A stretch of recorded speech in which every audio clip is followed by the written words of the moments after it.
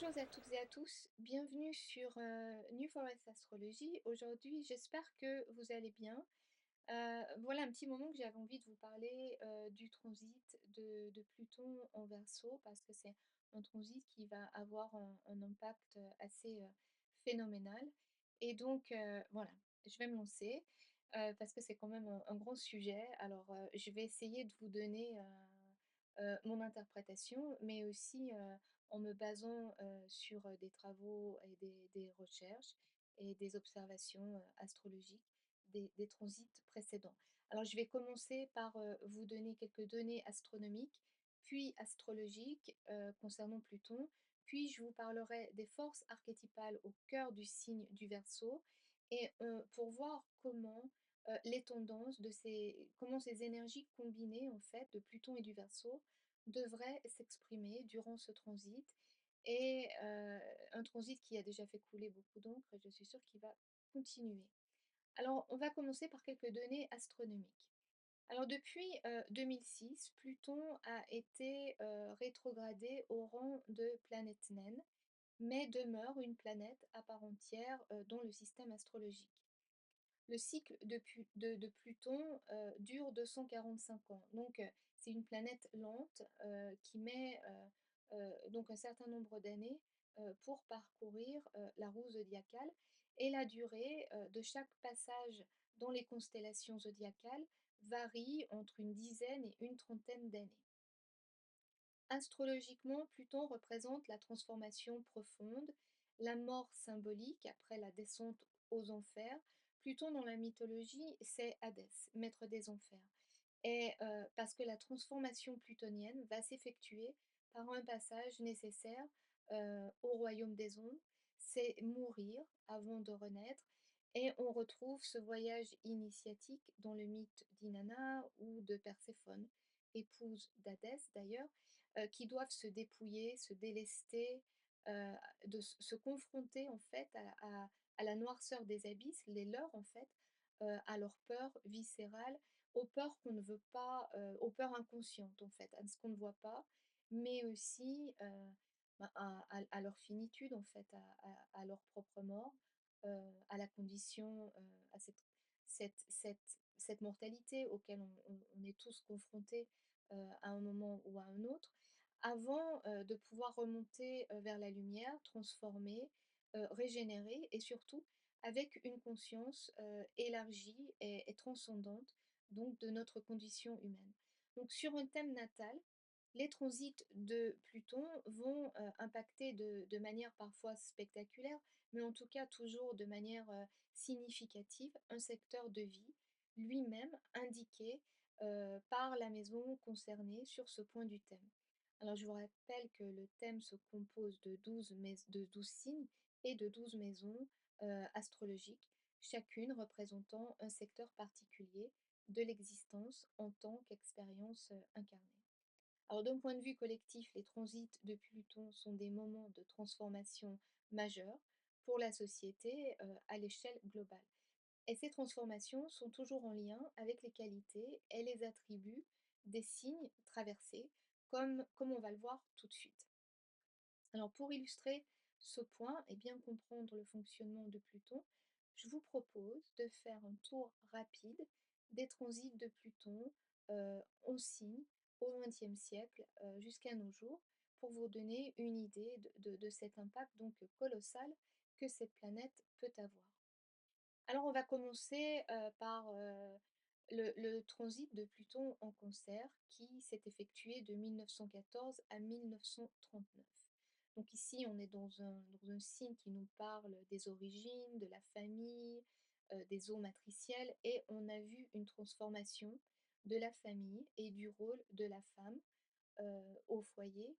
Les femmes qui se sont vues obligées, pendant, la Première Guerre mondiale, donc de prendre le rôle des hommes qui étaient partis à la guerre, et puis ensuite, de poursuivre en fait, leur action dans cette prise de rôle, puisque beaucoup d'hommes ne sont pas entrés et puis beaucoup sont aussi, revenus, diminués, incapables d'assumer, les fonctions, traditionnelles qui leur incombaient. Donc les femmes, en fait, voilà, on a eu une transformation du modèle familial, majeur à ce moment-là et du rôle des femmes dans la société, qui ont démontré, qu'elles pouvaient, aussi jouer, un rôle important, au-delà de la sphère familiale. Et puis, ça a entraîné une vraie, prise de conscience collective qui, ensuite, a débouché sur, le mouvement, les mouvements féministes plus tard, heu, à la fin du XXe siècle. Ensuite, de 1939 à 1957, Pluton est passé en Lion. Donc le Lion, c'est un signe de feu, régi par le Soleil. C'est l'ère atomique. On a eu la découverte qui a suivi la découverte en 1938 de la fission de l'atome et qui est venue bouleverser la donne sur le plan géopolitique, entraînant le monde dans l'ère nucléaire. Alors le lion, c'est aussi le signe euh, du rayonnement personnel, du pouvoir personnel. C'est la fameuse génération aussi des boomers, du star system, en lien avec ce besoin en lion de se mettre en avant et de rayonner. Et d'ailleurs, si on réfléchit en termes d'axes, en ce qui concerne ces transits de Pluton, on verra que ce transit qui nous occupe, donc le transit de Pluton en Verseau, va faire opposition au signe du Lion, et donc les thèmes d'authenticité et de rayonnement personnel vont être très importants également. Ensuite, de 1957 à 1972, c'est Pluton en Vierge. Alors là, les valeurs transformées sont des valeurs en lien avec le bien-être, la santé. On prône un retour à la nature. C'est Peace and Love, l'époque hippie et le New Age qui prennent une vraie ampleur. C'est aussi la libération sexuelle, l'usage des drogues à échelle collective, dont un signe qui nous parle de chasteté, d'hygiène, de purification, et c'est aussi, une période de productivité et de consommation intense, hem, une consommation sans prévoir les conséquences, hem et ça, c'est vraiment en contradiction avec les qualités de prudence et de prévoyance, qui sont normalement attachées au signe, de la Vierge. Ensuite, de 1972 à 1984, on a Pluton en Balance. Alors ici, c'est la sphère relationnelle qui va être transformée dans un signe qui nous parle d'harmonie, de médiation et de justice. C'est une période qui voit l'explosion des divorces, une grande remise en question des relations hommes-femmes et les questions de parité. La Balance est aussi un signe de justice et c'est une grande époque pour des organisations activistes telles que Greenpeace, et l'activisme social en général est vraiment prominent durant cette période. Ensuite, de 1984 à 1995, on a Pluton en Scorpion. Alors Pluton régit en plus le signe du Scorpion, qui est un signe de pouvoir, de contrôle, de sexe, de tabou, et ce transit va se traduire par une crise des valeurs profondes sur un fond de crise économique. On a un rejet des pouvoirs en place qui appelle à un besoin de renouveau. C'est aussi le temps du virus HIV, du sida, qui vient mettre plein feu sur les rapports homosexuels, les rapports encore tabous à l'époque pour beaucoup. D'ailleurs, jusqu'en 1982, l'homosexualité était toujours illégale en Irlande par exemple.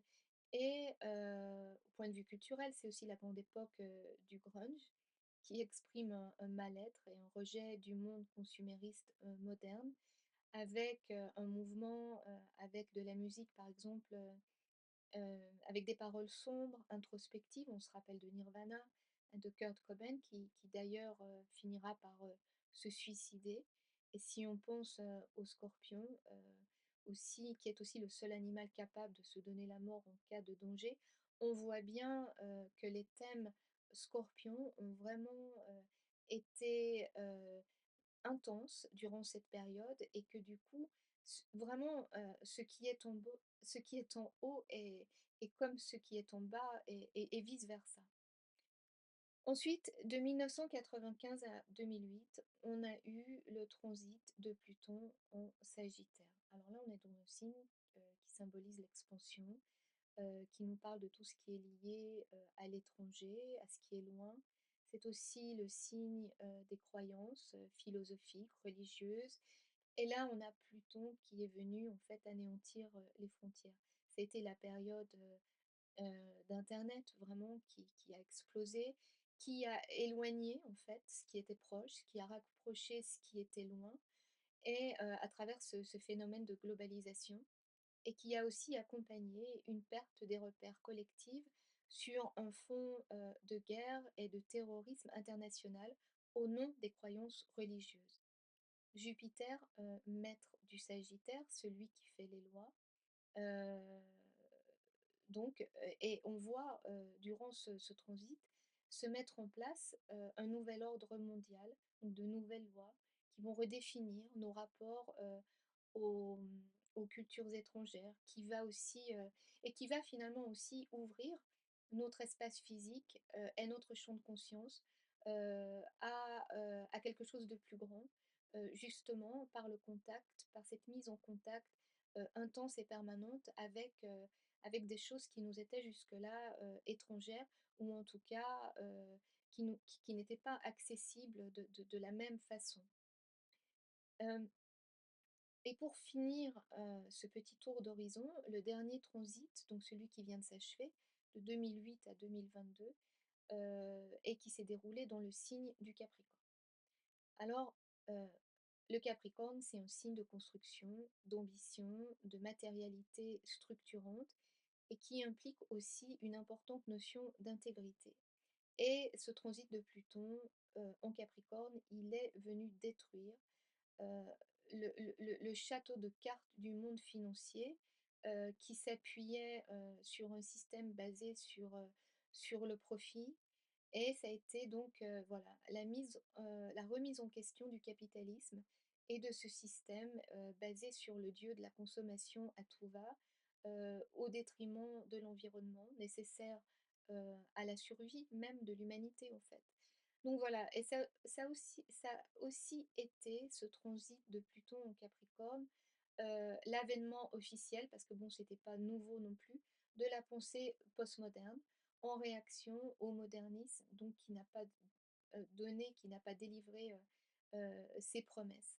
Et puis la pensée modernisme, c'est une pensée qui a quand même fait son chemin au cours des transits précédents, qui ont eu en commun de questionner les notions de pouvoir dans des secteurs très différents.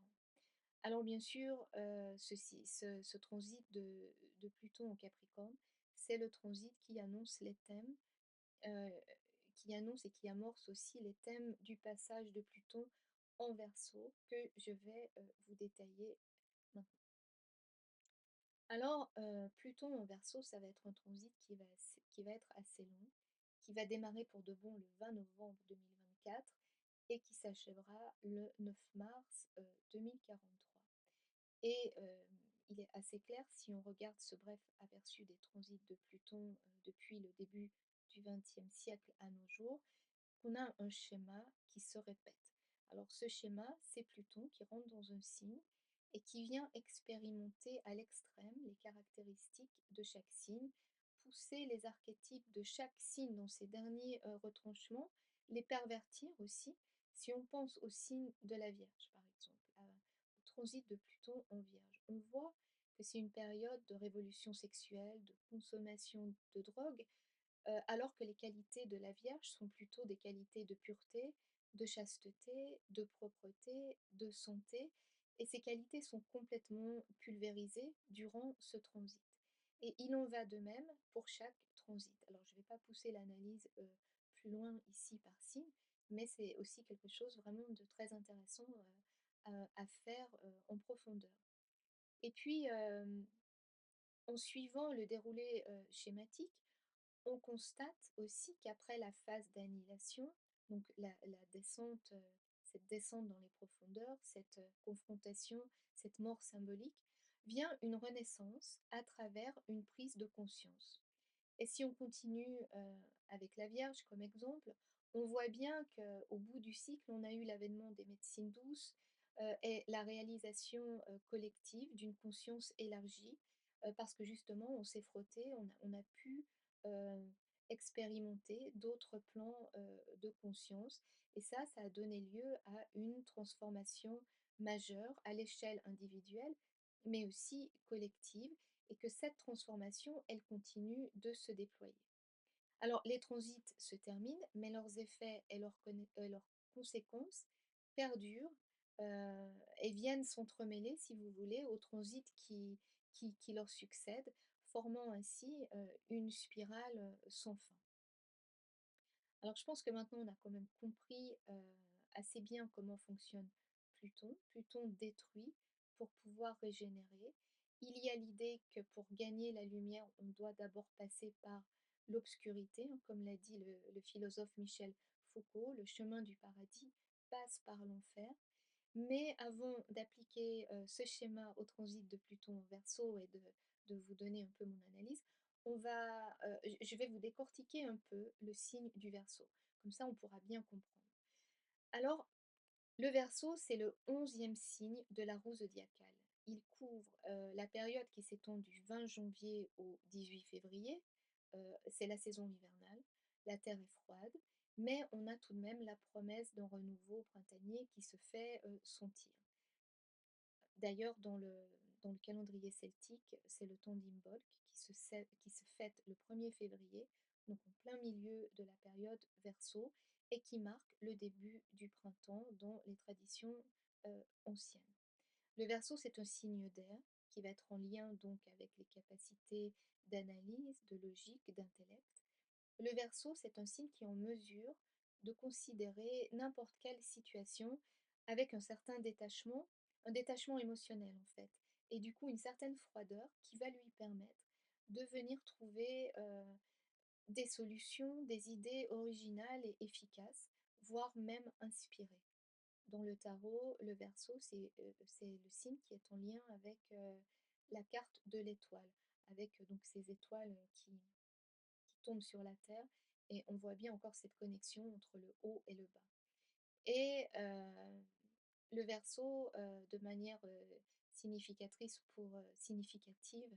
euh, pour le sujet qui nous occupe aujourd'hui, il est connecté au mythe prométhéen. Donc Prométhée, c'est celui qui a amené le progrès à l'humanité en dérobant le feu aux dieux. Et on voit bien que le Verseau va symboliser la capacité à créer le progrès par la désobéissance, par la rébellion, voilà, en se mettant contre l'ordre établi, si vous voulez. C'est le chaos avant l'ordre. Euh, le Verseau, il est régi par la planète Uranus, hein, et Uranus, voilà, c'est les changements, les bouleversements qui arrivent de manière imprévue, comme un coup de tonnerre, si vous voulez, c'est en lien avec l'électricité d'ailleurs, et qui va venir créer un désordre pour pouvoir réorganiser quelque chose. Donc là, on est en lien dans ce signe avec des notions de progrès. C'est donc un signe qui est associé à la technologie, à Internet, à l'astrologie aussi, à tout ce qui se transmet par les ondes, ce qui se reflète d'ailleurs dans le glyphe du signe lui-même. Et donc, puisque c'est le 11e signe du zodiaque, le Verseau est aussi associé à la 11e maison astrologique. Alors, la 11e maison astrologique, elle concerne les groupes, les communautés, le collectif, les amis, voilà, la- la- le collectif. Le Verseau est par essence sociable et pourtant foncièrement indépendant. C'est un signe qui nous parle de vision collective, d'idéaux humanitaires, et qui possède intrinsèquement, alors pour le meilleur et pour le pire, la détermination de mettre et l'intelligence de mettre en œuvre tous les moyens pour pouvoir appliquer justement ces idéaux. Et ce transit de Pluton en Verseau, il va bien entendu fonctionner comme lors des transits précédents, en prenant les valeurs du signe, en les détruisant pour les régénérer. Alors la première phase du cycle devrait être celle qui va aller le plus dans les profondeurs, qui va être peut-être la plus difficile, et c'est à ce moment-là, parce que c'est à ce moment-là que les forces plutoniennes vont se manifester pour confronter les aspects les plus sombres incarnés par le Verseau. Donc le Verseau, on l'a compris aussi, incarne les idéaux collectifs, humanitaires, les idées de progrès, pour tous, que Pluton devrait venir pervertir, donc d'abord en retournant en fait ce collectif, qu'il est que le Verseau est censé servir, en asservissant l'individu, en fait. Et comme le Verseau représente tout ce qui se propage par les ondes, la science et les technologies, on peut imaginer assez facilement que ce seront par ces moyens, oui, que ce sera par ces moyens, donc que Pluton agira. Alors, le transhumanisme va être et est déjà le grand champ d'action dans lequel ce transit va se déployer. Et bon, je me suis dit, ce serait peut-être intéressant de commencer par la définition, en fait, du transhumanisme pour bien, comment dire, heu, mettre, ça en contexte. Et si on regarde la définition, donnée par le dictionnaire, Robert en l'occurrence, donc je vous lis: «Le transhumanisme est un courant de pensée selon lequel les capacités physiques et intellectuelles de l'être humain pourraient être accrues grâce au progrès scientifique et technique». Alors, on retrouve bien dans cette définition les thèmes prométhéens propres au Verseau. Et l'intelligence artificielle qui est en train de reconfigurer, notre, notre inconscient collectif aussi. On le voit bien avec, le transit de Neptune, en Poisson, et depuis surtout l'entrée de Saturne en Poisson. On voit bien que les limites entre la réalité et l'imaginaire, le vrai, le faux, sont complètement, floutées. On est, dans l'ère du fake, et donc comme tout, on a toujours 2 faces qui s'opposent avec plus ou moins de bonheur, disons, mais on ne va pas jeter le bébé avec, l'eau du bain, et il va être important de faire preuve de discernement. Hem, D'ailleurs, on a les nœuds lunaires aussi qui s'acheminent sur l'axe, vers l'axe Vierge-Poisson en janvier 2025, et qui vont nous guider aussi, dans cette recherche, entre la réalité et l'imaginaire, entre le vrai et le faux, dans cette quête, dans cette nécessité, de de de faire preuve de discernement, de faire preuve, de bon sens, et nous rappeler, une phrase fameuse aussi de Rabelais qui disait que «Science sans conscience n'est que ruine de l'âme». Et ça va être le vrai défi, du transhumanisme, parce que de toute façon on ne va pas pouvoir y échapper, hein. Mais voilà, il va être nécessaire que la technologie soit mise au service de l'individu et non le contraire. Et puis si on repense, donc, aux attributs, du Verseau, dont je vous parlais, un peu plus tôt, on a, cette devise liberté, égalité, fraternité qui est on ne peut plus en ligne avec, les caractéristiques de ce signe. Et on peut tout à fait anticiper d'ores et déjà une société où, par le biais des technologies, ces notions de liberté, d'égalité et de fraternité vont être remises en question. Et d'ailleurs, ça a déjà commencé, évidemment. On a bien vu la montée de ces dernières années de la pensée unique, de la bien-pensance, qui ont pavé, hein, le chemin de ce transit. On a eu la crise du Covid qui a marqué vraiment l'ouverture officielle, si on peut dire, d'une période où les libertés personnelles, heu, ont été mises à mal, sont mises à mal, vont être, encore mises à mal au profit, d'une gouvernance plus autoritaire. Alors on devrait voir une censure grandissante, notamment, sur les réseaux sociaux. En plus, l'arrivée d'Uranus, donc maître du Verseau, en avril 2026 dans le signe du Gémeaux, qui est un signe, d'information, de communication, d'apprentissage. Et Uranus va faire trigone à Pluton, quand il sera en Gémeaux. Donc là, on va avoir, comment dire, des énergies vraiment dynamiques qui vont se donner la main pour agir de manière efficace, disons. Alors, une fois de plus, pour le meilleur et pour le pire. Et là, ce sera un transit qui va effectuer des transformations majeures dans ces secteurs et qui va suivre évidemment le même schéma de déconstruction, si vous voulez. Heu, en Gémeaux, on va parler d'idées, de partage de connaissances, d'acquisition des connaissances. Heu En Verseau, on parle, d'idéaux collectifs et ça nous mène tout droit, à la notion d'idéologie, tout ça.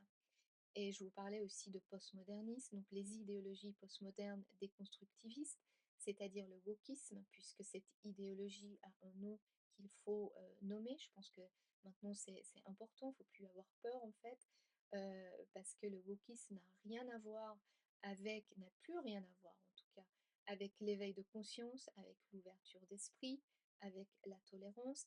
Et donc cette idéologie, en détruisant les repères fondamentaux sur lesquels toute société humaine est fondée, elle porte en elle les semences d'une uniformisation autoritaire et collective au service des forces de destruction plutoniennes qui viennent s'attaquer aux valeurs humanitaires et progressistes incarnées par la face positive du Verseau. Si vous voulez, le wokisme, c'est la face sombre du Verseau.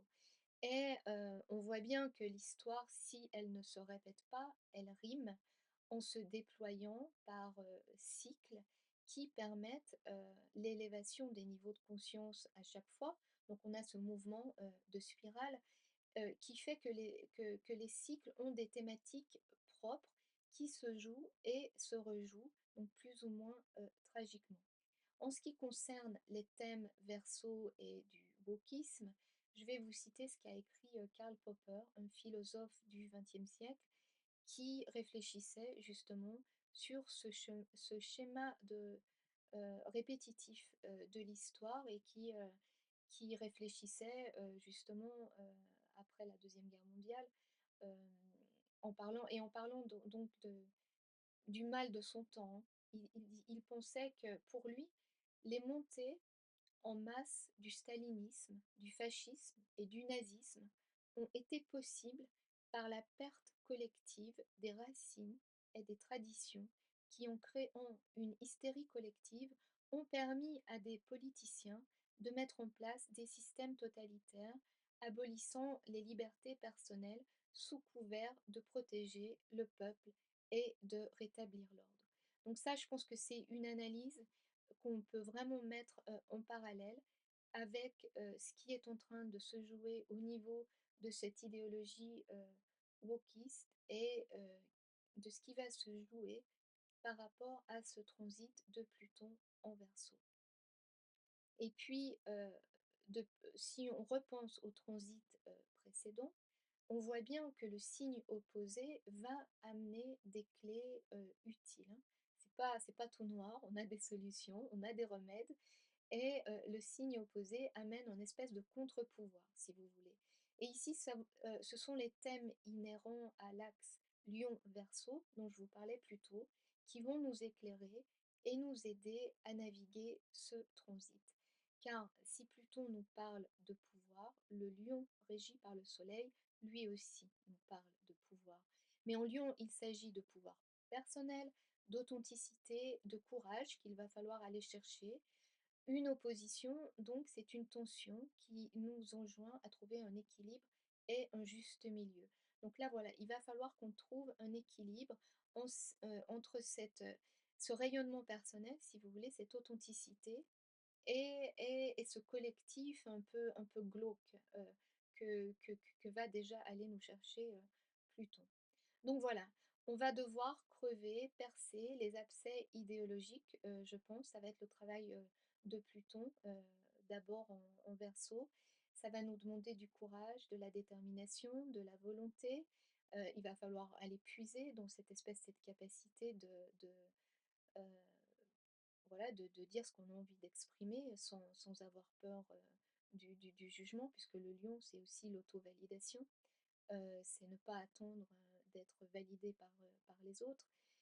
D'autant plus que l'idéologie woke, elle est infiltrée dans toutes les strates du pouvoir, politique et intellectuel. Donc c'est une idéologie qui a des ramifications profondes, et invisibles en fait, cachées, donc en fait tout à fait, dans le mode opératoire, de Pluton. Mais bon, heureusement, on a aussi l'univers, puisque l'univers est bienveillant, qui conspire à un réveil des consciences individuelles contre toute forme d'oppression. On a en parallèle, parce que le cycle, Pluton en Verseau, il se passe pas, en isolation, il y a d'autres cycles, qui se mettent en marche en parallèle, et on a un cycle vraiment intéressant là qui va commencer, c'est celui de Saturne-Neptune en Bélier qui va s'amorcer au printemps 2025. Alors, il coïncide à peu près avec le début de Pluton en Verseau, on le voit bien, et ça tombe bien parce que Saturne et Neptune nous parlent de contraction, de limite, d'autorité, donc c'est quand même pas, marrant, hein, d'une part, et d'autre part, de croyances, mais aussi de dogmes et d'idéologie dans un signe fort, courageux, battant, qui veut affirmer sa volonté. Donc là, je parle du Bélier, hein, et le Bélier est régi par Mars, et Mars, représente, l'énergie du refus. C'est le pouvoir de dire non et de s'opposer. Donc ce sont des énergies en forme de points levés qui nous sont données et qui devraient venir, réveiller les consciences sur les thématiques d'individualité et de singularité comme énergie primordiale et vitale. Alors on comprend bien donc que l'enjeu de Pluton en Verseau va être de déconstruire cette notion de groupe pour intégrer l'importance d'incarner notre individualité en ce qu'elle a d'unique et d'original pour au final, réaliser que le groupe n'a de valeur que s'il est composé d'individus libres et formant un ensemble hétérogène plutôt que monolithique. Donc l'enjeu va être de se connecter à ce Verseau, aux valeurs prométhéennes, heu, qu'il incarne pour les mettre au service de chacun et de tous à la fois. En fait, c'est une individuation collective que nous propose ce transit de Pluton en Verseau. Puis bien sûr, c'est un transit qui va aussi, nous préparer au prochain, qui se déroulera dans le signe des Poissons et qui lui, nous parle de spiritualité. Donc on a un travail vraiment, crucial à réaliser, durant ce transit. Et on voit bien une fois de plus aussi, je vais terminer là, on voit bien que l'histoire, se répète pas mais qu'elle rime. Parce que bien sûr la Révolution française, elle aussi s'est faite lors, d'un transit de Pluton en Verseau. Et donc le défi va être de retrouver, le vrai esprit des Lumières, l'esprit, l'esprit de tolérance, un esprit, éclairé, ouvert, avec une vraie humanité, et non l'esprit qui a conduit, à la terreur et à une science désenchantée.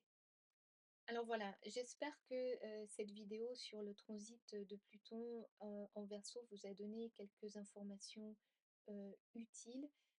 Je vais vous mettre, aussi, quelques ouvrages qui m'ont, en référence, qui m'ont aidé à préparer, cette vidéo et qui ont un peu, nourri cette, réflexion.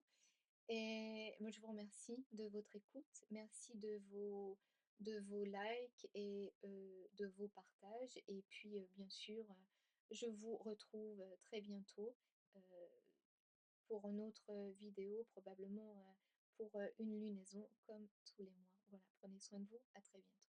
Merci.